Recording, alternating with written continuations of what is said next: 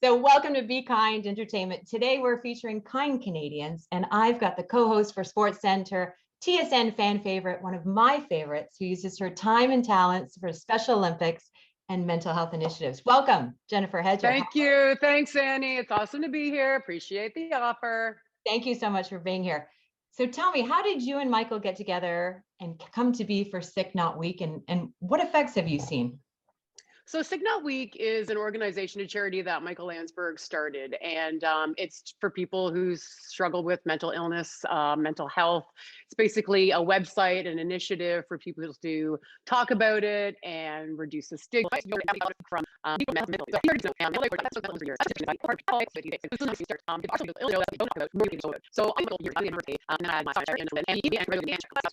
So hey Michael, yeah, things are great. I don't know who cries more, me or the baby. Ha ha. Who cries more, you or the baby? And I'm like, oh well, just crying all the time, want to throw the baby out the balcony, ha ha ha. And he's like, what do you mean? And he was really annoying about it. Like he kept pushing me on that. And I finally told him, dude, like, and we were sort of worried this would happen because I've struggled with depression since I was in university, and I had to go off my meds when I got pregnant. And I'm just like, bleh, barfing all this information out to him. And he was like, wow. He's like, I think you'd be a really good person to tell other people what you just told me. And so that's kind of how it started. And at first I thought, who cares? Who cares about my struggles?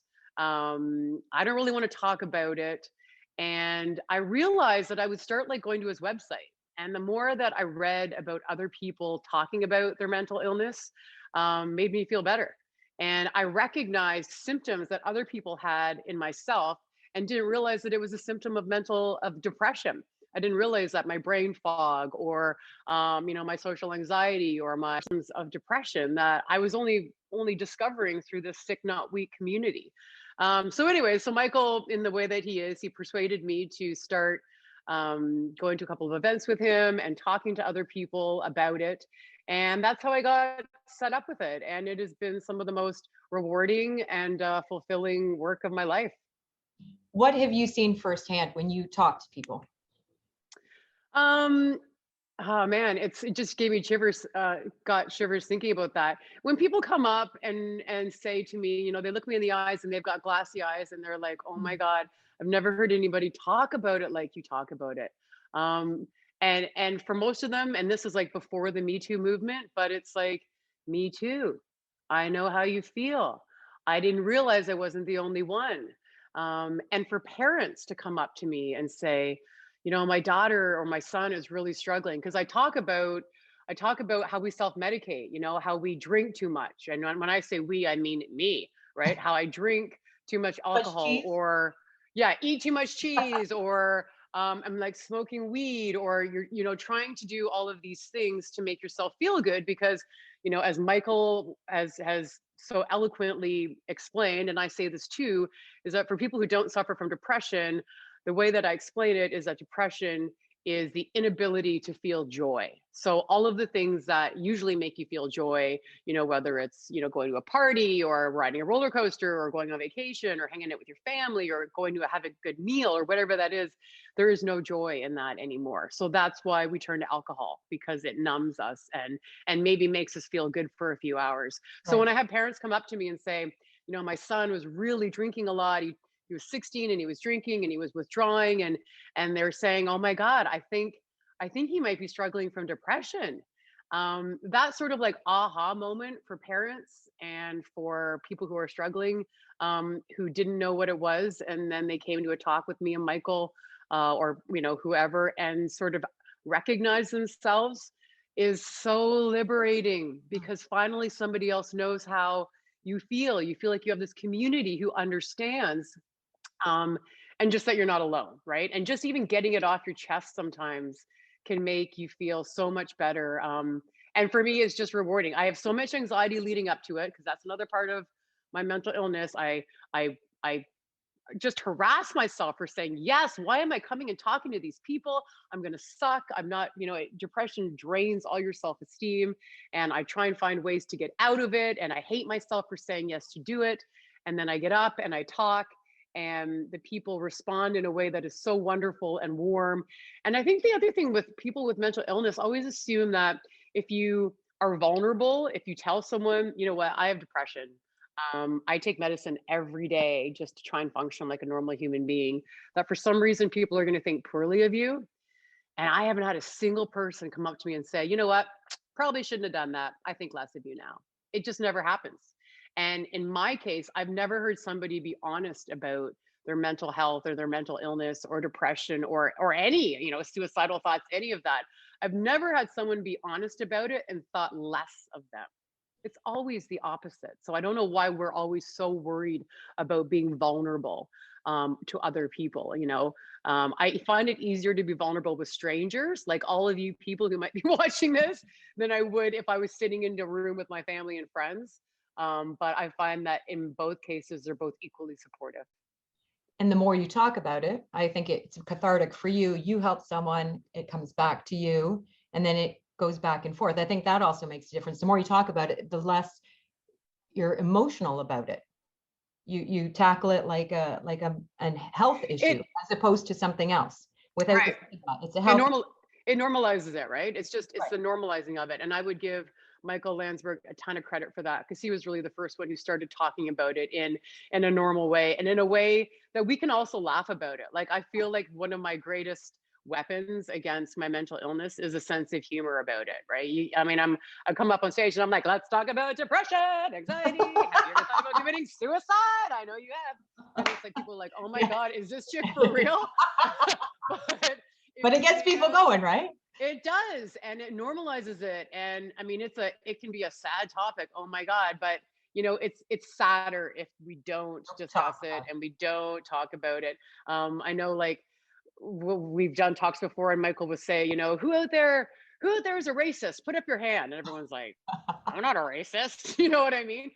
Nobody thinks that they're contributing to racism. And then you're like, well, how many people out there have thought that, you know, have made a disparaging comment about an Asian person being a bad driver? And it's like, well, maybe I've done that before. And it's like, well, that's racism. And it's the same thing with mental health and mental illness. It's like, who here is who here is disparaging about people with mental illness? And no one, everyone's like, no, I'm totally supportive of people with mental illness. And then you're like, well, who here has ever made a comment about, oh, so and so's taking another mental health day, or so and so's gone, you know, gone a little kooky. Apparently, she's not showing up for dinner again tonight because she couldn't possibly meet up with us. And these little, like, disparaging comments towards people who have mental illness and are acting like a person with mental illness. When you hear people talk like that, it's not helpful. You know, it's and especially if you're somebody in the circle who's struggling with mental illness, and you hear somebody that you respect or admire, or a colleague or someone, suggesting that someone's faking it, or you know, somebody who's been diagnosed with liver disease is sick, but somebody who's been diagnosed with schizophrenia just needs to, you know, put their big girl pants on. Those are both illnesses that require the same amount of compassion. And I think it's only us normalizing mental illness that we can really get other people to understand that compassion is required. And I also think people have a view of it that you can't function. You're very high functioning. You have a great job, Hmm. public eye, you do your thing, and Hmm.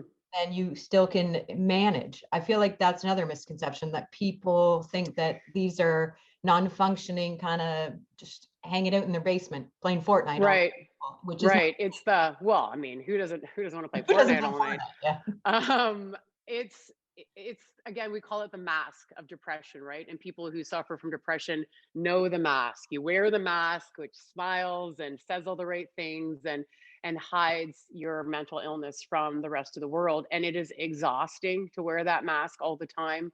And the reason why I always like to say, you know, you never know what someone's going through. Right. That snide look that you give someone in the grocery store who's taking too long, you know, or just that judgy look you give someone because they're not living up to what you think they should be. Man, you don't know what that person's going through. So Just be please try and just be kind, be a little kinder. I was out on the boardwalk at the beach yesterday, and again, I'm not a perfect person, and I will say that I think the older I get, the kinder I get. I think, when you're in your 20s, you're just like a selfish a-hole, and your 30s, you become a little bit, maybe you have kids, and I think having kids makes you feel much more compassionate and you have more humanity.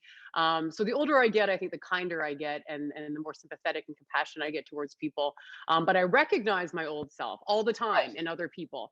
And I was on the boardwalk on the beach, and I saw this woman, and she had like a 3-year-old little girl, and she was outside of the bathrooms on the boardwalk. And of course, the bathrooms are closed because COVID, because winter, for whatever reason, there's no bathrooms open. And she has this little girl who obviously has to go to the bathroom. Oh, So she has this little girl like squatting sort of outside of where the bathrooms are, and she's trying to put her coat around the little girl to give her privacy.